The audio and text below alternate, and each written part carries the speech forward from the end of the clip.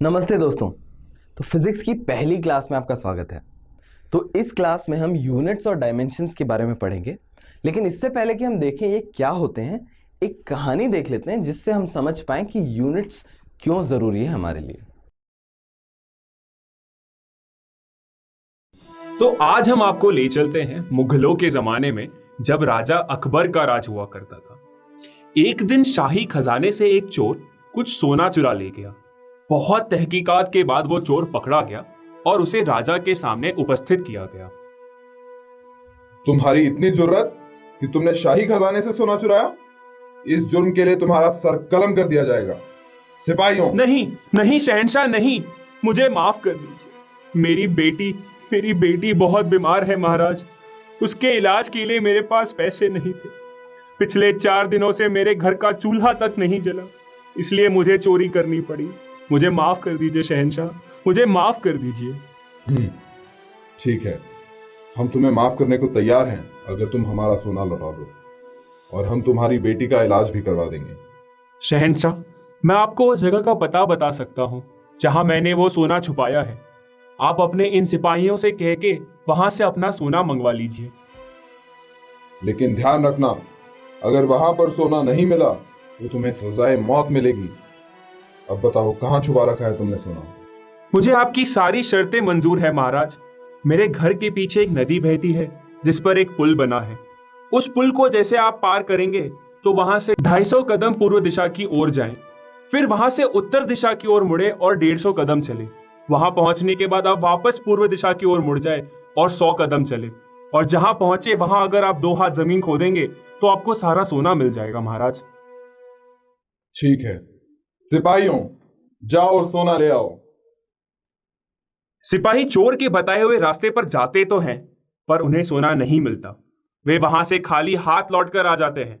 यह सुनकर बादशाह अकबर काफी नाराज होते हैं। तुम्हारी ये गुस्ताखी कि तुमने हमसे झूठ कहा। हम तुम्हें सजाए मौत देते हैं। नहीं महाराज, नहीं। मैं अपनी बेटी की कसम खाकर कहता हूं कि मैं झूठ नहीं बोल रहा। मुझे बचा लीजिए बिरबल, मुझे बचा लीजिए। आप ही मुझे इस सजा से बचा सकते हैं बिरबल। महाराज, अगर मैं सही सोच रहा हूं तो ना ये चोर झूठ बोल रहा है ना ये सिपाही। ये कैसी बेवकूफों जैसी बात कर रहे हो बीरबल? क्या तुम्हें अपनी जान प्यारी नहीं है? क्षमा करें महाराज, किंतु मैं सच कह रहा हूं। अगर सोना वापस लाना है तो इस चोर को साथ ले जाकर उसी जगह पर दोबारा खोदें। तुम क्या कह रहे हो बीरबल, ये मुझे समझ नहीं आ रहा। लेकिन अगर वहां सोना ना मिला तो उस चोर के साथ तुम्हें भी सजाए मौत दे दी जाएगी। मुझे मंजूर है जहांपना। उस चोर के साथ उसी जगह जाने पर सोना मिल जाता है। तो आप सब ये सोच रहे होंगे कि ये कैसे मुमकिन है। अकबर के मन में भी कुछ इसी तरह की बात चल रही थी। ये कैसी पहेली है बीरबल? महाराज, वो चोर झूठ नहीं बोल रहा था। जब मैंने उसे पहली बार देखा तभी समझ गया था कि मांजरा क्या है। इस चोर की कद सैनिकों की कद से काफी छोटी है, इसलिए जब सैनिकों ने उतने ही कदम पर ढूंढा तो वो उस जगह से काफी आगे निकल गए थे। लेकिन जब ये चोर साथ था तो उसके कदम गिनने की वजह से हमें सोना मिल गया। तो इस तरह से बिरबल की चतुराई से उस चोर की और उसकी बेटी दोनों की जान बच गई। महाराज की जय हो।